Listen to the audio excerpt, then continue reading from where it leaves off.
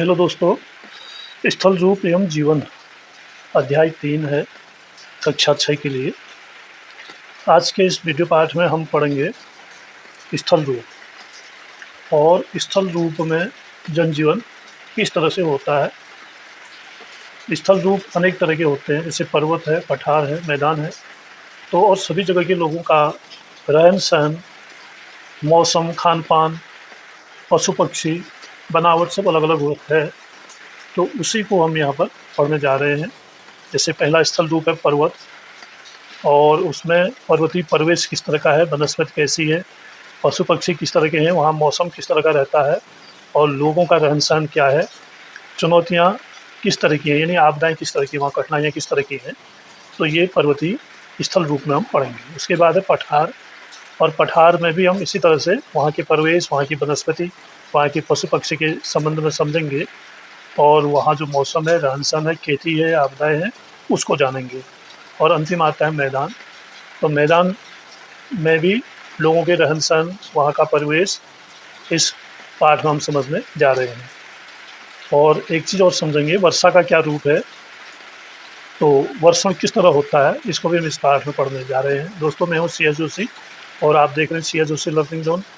आपसे पुनः आग्रह है कि इसकी प्लेलिस्ट में सारे वीडियो डाल दिए गए हैं। अभी तक कक्षा 6 सामाजिक में जितने भी वीडियो बने हैं, आपको सब प्लेलिस्ट में मिल जाएंगे, क्रमशः मिल जाएंगे पाठ की तरह। आपने प्लेलिस्ट में जाना है और वहाँ वीडियो को क्रमशः पाकर, एक तो प्रश्नोत्तर वाले वीडियो हैं और एक है पाठ के सार। तो पाठ के सार वाले वीडियो को आप आसानी से उसमें पा सकते हैं, और प्रश्नों के उत्तर भी उसमें दिए गए हैं। तो आइए शुरू करते हैं। शुरू करने से पहले आपसे एक रिक्वेस्ट है कि आप वीडियो को अपने दोस्तों में अवश्य शेयर किया करिए, और चैनल को सब्सक्राइब और वीडियो को लाइक भी करिए यदि आपको पसंद आए। देखते हैं, यहाँ पर अथर्ववेद का एक भूमि सूक्त में दिया गया है पृथ्वी के लिए। मनुष्यों के भार से मुक्त, अनेक प्रकार की ऊंचाइयों, ढलानों तथा विशाल समतल भूमि से युक्त, अनेक प्रकार की शक्तियों से संपन्न पेड़ पौधों को आधार प्रदान करती हुई हम सभी के लिए विस्तार को प्राप्त हो तथा अपनी संपन्नता को प्रदर्शित करे। पृथ्वी मेरी माता है तथा मैं उसकी संतान। ये दिया गया है अथर्ववेद, यानी जो हमारे 4 धार्मिक ग्रंथ हैं उसमें महत्वपूर्ण है अथर्ववेद। उसी के भूमि सूक्त में यह वाक्य दिया गया है। तो इसको हम पहले समझ लेते हैं, स्थल रूप क्या है। ये कहता है कि स्थल रूप पृथ्वी की सतह का एक भौतिक स्वरूप है। स्थल रूप लाखों वर्षों में आकार लेते हैं और पर्यावरण तथा जीवन के साथ इनका महत्वपूर्ण संबंध है। इन्हें व्यापक रूप से 3 श्रेणियों में बांटा जा सकता है। कौन कौन सी 3 श्रेणियां हैं? पर्वत, पठार और मैदान। इन स्थल रूपों में विभिन्न प्रकार की जलवायु और अलग अलग प्रकार के पेड़ पौधे तथा जीव जंतु पाए जाते हैं। मानव ने सभी स्थल रूपों के अनुसार स्वयं को ढाला है, किंतु विभिन्न प्रकार के स्थल रूपों पर रहने वाले लोगों की संख्या विश्व भर में भिन्न भिन्न होती है। अब स्थल रूप का चित्र यहाँ पर दिया गया है। ये है स्थल रूप, जिसमें तीनों स्थल रूप दिखाए गए हैं। ये यहाँ पर मैदान दिख रहा है, ये पठार है, और ये पर्वत है, पर्वत श्रृंखला है। तो इस तरह के स्थल रूप, नदी भी यहाँ पर दी गई है, और उनके मकान भी यहाँ पर, यहाँ के निवासियों के मकान भी दिए गए हैं। तो एक छोटा सा चित्र है, स्थल रूप की कल्पना इससे की जा सकती है। अब हम पढ़ेंगे पर्वत को। पर्वत क्या होते हैं, और इस पाठ में पर्वत पर ही विशेष ध्यान दिया भी गया है। पर्वत को का विशेष अध्ययन इस पाठ में है। पर्वत वे स्थल रूप हैं जो आसपास की भूमि से कुछ अधिक ऊंचे होते हैं। इन्हें चौड़े आधार, खड़ी ढलान यानी चढ़ाई जिसको हम कहते हैं, और संकरे शिखर, चोटियों के रूप में पहचाना जा सकता है। कुछ पर्वत अपनी अधिक ऊंचाई के कारण हिम से ढके होते हैं। ग्रीष्म ऋतु में कम तुंगता यानी अल्टीट्यूड क्या रहता है, कम रहता है, पर हिम पिघल जाती है और जल में बदलने के बाद नदियों में पहुँचती है।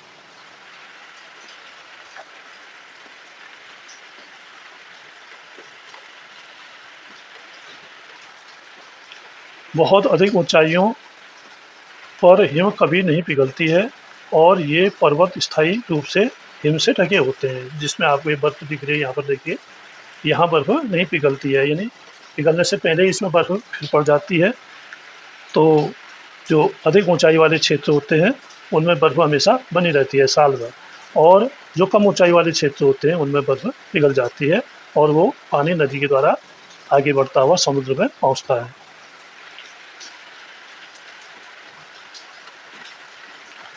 कम ऊंचाई वाले अन्य ऊंचे स्थान जहां कम खड़ी चढ़ाइयाँ और गोल आकार के शीर्ष होते हैं उन्हें पहाड़ी या छोटे पहाड़िया हिल कहते हैं, जिसमें चढ़ाई कम होती है या गोलाई के आकार के जो पहाड़ होते हैं उनको हम कहते हैं पहाड़ियाँ। जैसे इस चित्र में हम देखें तो ये जो बीच का हिस्सा है इसको हम पहाड़ी कह सकते हैं। अब यहाँ पर दिया गया है वर्षण, और ये वर्षण क्या है इसको समझिए। वायुमंडल से भूमि पर किसी भी रूप में जल का गिरना वर्षा, हिमपात और ओले गिरना वर्षण के सामान्य रूप है। यानी जब वायुमंडल से भूमि पर किसी भी तरह से जल गिरता है, चाहे वो पानी के रूप में हो, चाहे बर्फबारी के रूप में हो, या फिर ओले गिरे, ये सब क्या है, ये वर्षण के अंदर आता है। हमें विश्व के अधिकांश पर्वतों को पर्वत श्रृंखलाओं के रूप में वर्गीकृत किया गया है, जैसे एशिया में हिमालय, यूरोप में आल्प्स तथा दक्षिणी अमेरिका में एंडीज। इनमें से कुछ श्रृंखलाएं हजारों किलोमीटर तक फैली हुई हैं। अब यहाँ पर एक चित्र दिया गया है, आप इसको ध्यान से देखें। ये कह रहा है विश्व के 6 पर्वतों की सापेक्ष ऊंचाई दर्शाने वाला एक रेखा चित्र। तो यहाँ पर पैमाना दिया गया है, जैसे कि आप देख रहे हैं 1000 मीटर, 2000, 3000, 4000, 5000, 6000, 7000, 8000, 9000। तो ये जो इसकी इस श्रेणी में जो आते हैं वो 1000 मीटर की ऊंचाई है। यहाँ पर जो आएंगे 2000 मीटर, 3000 मीटर, 4000 मीटर, ऐसे करके ये 8000, और ये 8000 से भी ऊपर है 9000। तो 9000 कोई चोटी नहीं है, और माउंट एवरेस्ट जो है वो 8848 मीटर ऊंची है। तो 8848 तक ही ये बनाया गया है चित्र। तो इस तरह से ये पर्वतों की ऊंचाई नापने का एक चित्र यहाँ पर दिया गया है।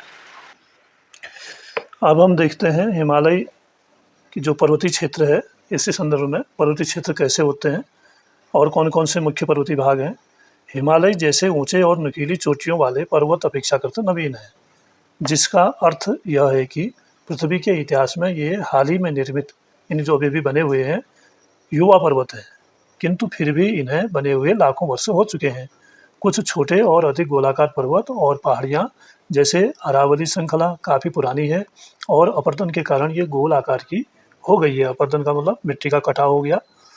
जैसा कि हिमालय के साथ हुआ उन्नयन और अपरदन, यानी उन्नयन बने ऊपर को बढ़ना, अपरदन बने उसका कटाव होना, आज भी चल रहा है।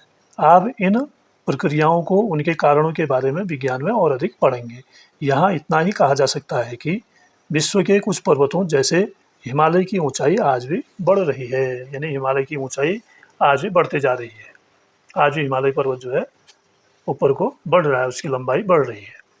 पर्वतीय प्रवेश पर्वतों की ढलानों पर प्रायः एक प्रकार का वन होता है, वन जिसमें पेड़ पौधे होते हैं, जिसे पर्वतीय वन कहते हैं।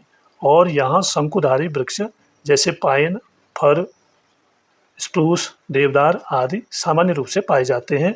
इन पेड़ों की ऊंचाई अधिक होती है और ये शंकु के आकार के होते हैं तथा इनकी पत्तियां पतली नोकदार होती हैं। नोकदार मतलब ऐसी नोकदार एकदम जिसमें नोक होती है, इस पेन की नोक की तरह बहुत नुकीली पत्तियां होती हैं।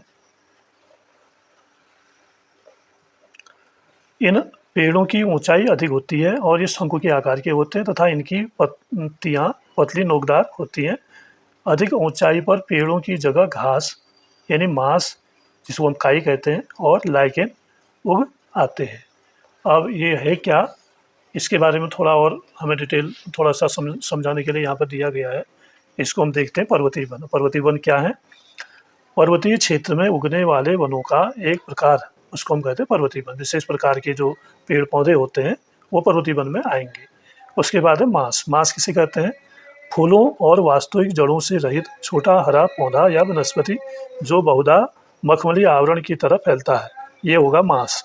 फिर देखिए एक बार, पौधे के समान जीव जो सामान्यतः चट्टानों, दीवारों या पेड़ों से चिपके हुए होते हैं, इसको कहते हैं लाइकेन। तो आपने पर्वतीय वन, मांस और लाइकेन के बारे में समझा।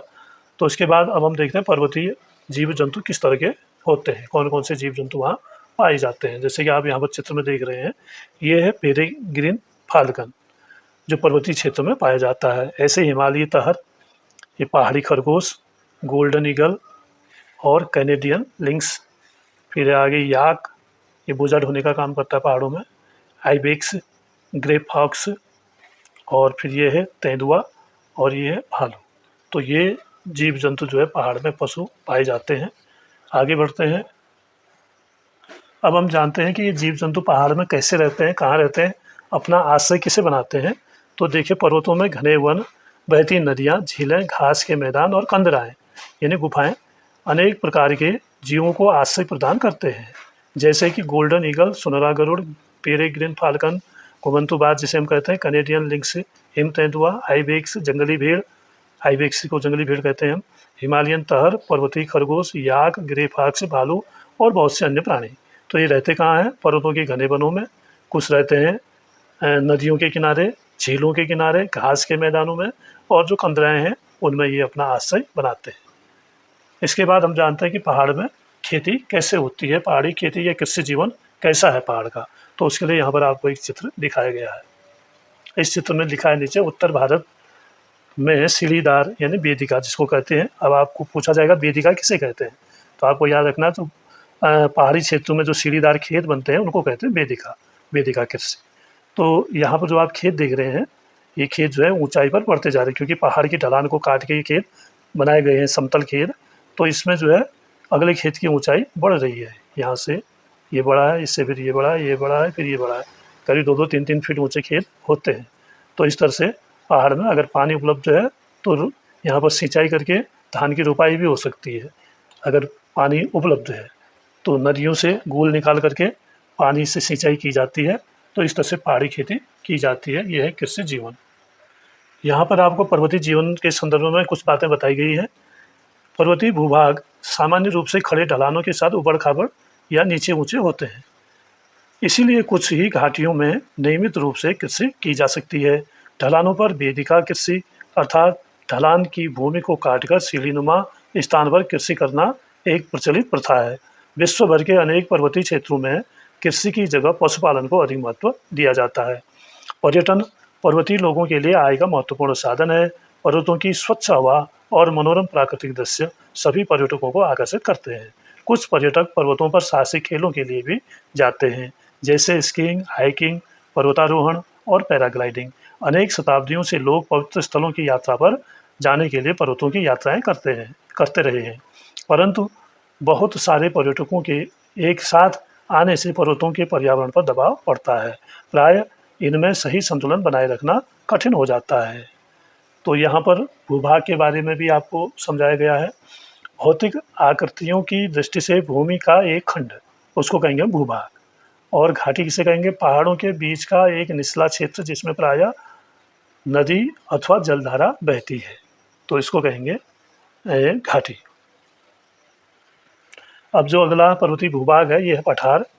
पठार एक ऐसी स्थलाकृति है, यानी स्थल की आकृति है, जो आसपास की भूमि से उठी होती है और प्रायः इसकी तरह चपटी होती है। इसके कुछ पार्श्व सीधी ढलान वाले होते हैं। पर्वतों के समान कुछ पठार पृथ्वी के इतिहास के संदर्भ में नवीन और प्राचीन हो सकते हैं। पठारों के दो उदाहरण हैं, जैसे तिब्बत का पठार, जो विश्व का सबसे बड़ा और ऊंचा पठार है, और दूसरा दक्षिणी पठार। पठारों की ऊंचाई कुछ 100 मीटर से लेकर कई हजार मीटर तक हो सकती है। अब पठार हमारे लिए किस तरह लाभदायक है, हमें पठारों से क्या क्या मिलता है, देखिए। पर्वतों की तरह पठारों में खनिजों का प्रचुर मात्रा में जमाव देखने को मिलता है। पर्वतों की तरह पठारों में खनिजों का प्रचुर मात्रा में जमाव देखने को मिलता है। इस कारण इन्हें खनिजों का भंडार गृह भी कहा जाता है। परिणाम स्वरूप पठारों में खनन मुख्य गतिविधि है। खनन माने खोदना, खोद के धातुओं को निकालना। जहाँ विश्व की सबसे बड़ी खानें पाई जाती हैं, उदाहरणतः पूर्वी अफ्रीका का पठार सोने और हीरे के खनन के लिए प्रसिद्ध है। यानी जो पूर्वी अफ्रीका का पठार है वहाँ से हमें सोना मिलता है, हीरा मिलता है, इसका खनन करके इनको निकाला जाता है। भारत में छोटा नागपुर के पठार में लोहा, कोयला और मैग्नीज के प्रचुर भंडार है। अब हम देखेंगे कि पठार मैदानी और पहाड़ी क्षेत्रों की तुलना में कृषि के लिए कैसे होते हैं। तो आइए देखते हैं। विश्व भर में पठारों का पर्यावरण बहुत विविधतापूर्ण है। कई पठारों में चट्टानी मिट्टी पाई जाती है जो उन्हें मैदानी मिट्टी की तुलना में कम उपजाऊ बनाती है, यानी मैदानी क्षेत्र से ये कम उपजाऊ है। अगला भाग देखिए। इसलिए पठार कृषि के लिए कम अनुकूल होते हैं, लेकिन ज्वालामुखी क्रियाओं से निर्मित लावा पठार उपजाऊ होते हैं क्योंकि उनमें समृद्ध काली मिट्टी पाई जाती है। पठारों में अनेक आकर्षक जलप्रपात भी होते हैं। दक्षिणी अफ्रीका में स्थित जम्बेजी नदी पर विक्टोरिया जलप्रपात, छोटा नागपुर का पठार में सुवर्ण रेखा नदी पर हुंडरू जलप्रपात और पश्चिमी घाट में शरावती नदी पर जोग जलप्रपात, ऐसे ही कुछ जलप्रपात हैं। चेरापूंजी के पठार में नहाकालिकाई जलप्रपात कितना 340 मीटर की ऊंचाई से गिरता है। तो ये है चेरापूंजी पठार कालिकाई जलप्रपात। इसकी ऊंचाई कितनी है? 340 मीटर। दोस्तों अब हम समझते हैं मैदानी भाग को।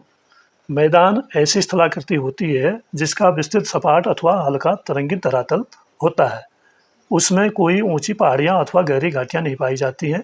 सामान्यतः मैदान की ऊंचाई समुद्र तल से 300 मीटर से अधिक नहीं होती है, यानी समुद्र तल से 300 मीटर की ऊंचाई को ही हम मैदान मानते हैं।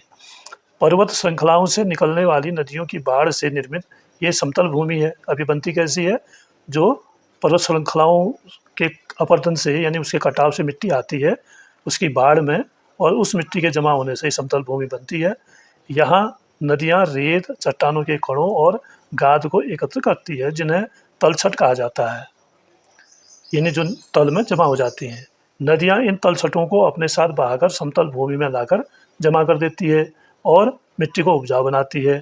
फलस्वरूप ये मैदान सभी प्रकार की फसलों को उपजाने के लिए उपयुक्त होते हैं। इस प्रकार के भूभागों में लोगों का मुख्य आर्थिक व्यवसाय कृषि होता है। मैदान विविध प्रकार की वनस्पतियों और जीव जंतुओं का भी भरण पोषण करते हैं। अब इस समुद्र तल से संबंधित जानकारी आपको यहाँ पर दी गई है। समुद्र तल की सतह का औसत स्तर, इसे माध्य समुद्र तल भी कहते हैं। अब मैदान के संदर्भ में आगे पढ़ते हैं। भारत की कुल जनसंख्या की 1/4 से अधिक अर्थात लगभग 40 करोड़ की जनसंख्या भारत के गंगा के मैदान में रहती है। जैसा कि आप जानते हैं गंगा भारत की सबसे बड़ी नदी है। विश्व के बहुत से अन्य मैदानों के समान इन क्षेत्रों में रहने वालों का मुख्य व्यवसाय मत्स्य पालन और कृषि है। यहाँ चावल, गेहूँ, मक्का, जौ और मोटे अनाज यानी ज्वार, बाजरा, रागी जैसी खाद्य फसलें उगाई जाती हैं। साथ ही कपास, जूट और सन जैसी रेशेदार फसलें भी उगाई जाती हैं। परंपरागत कृषि मुख्यतः वर्षा पर ही निर्भर होती है, अर्थात वर्षा जल से फसलों को जल मिलता है। किंतु हाल के दशकों में नहरों के जाल द्वारा और भूमिगत जल को पंप से निकालकर खेतों की सिंचाई करने में वृद्धि हुई है। यद्यपि सिंचाई से कृषि उत्पादन में वृद्धि हुई है, किंतु इससे भूमिगत जल स्तर में गिरावट आई है, यानी जमीन के अंदर जो पानी की सतह है वो कम हो रही है। इससे इस क्षेत्र में कृषि के भविष्य को लेकर चुनौतीपूर्ण स्थिति भी उत्पन्न हो गई है। गंगा के मैदानी भागों को प्रभावित करने वाली कुछ अन्य समस्याएं भी हैं, जैसे बढ़ती हुई जनसंख्या और प्रदूषण। चाहे पर्वत हो या मैदान, विश्व में बहने वाली नदियां बहुत से सांस्कृतिक मूल्यों का वहन करती हैं। विशेष रूप से बहुत से समुदाय नदी के स्रोत और एक दो नदियों के संगम स्थल को पवित्र स्थल मानते हैं। भारत में इन स्थलों पर बहुत से त्यौहार, समारोह और धार्मिक कृत्य किए जाते हैं। मैदान में हल्की ढलान होती है, अतः वहाँ नदी में नौका संचालन सुगम होता है और इससे बहुत सी आर्थिक गतिविधियों को भी सहायता मिलती है। पहले लोग एक स्थान से दूसरे स्थान पर जाने के लिए नदी मार्ग का ही व्यापक रूप से प्रयोग करते थे। आज भी गंगा के किनारे ऐसे स्थान हैं जहां लोग आने जाने के लिए नौकाओं का ही प्रयोग करते हैं।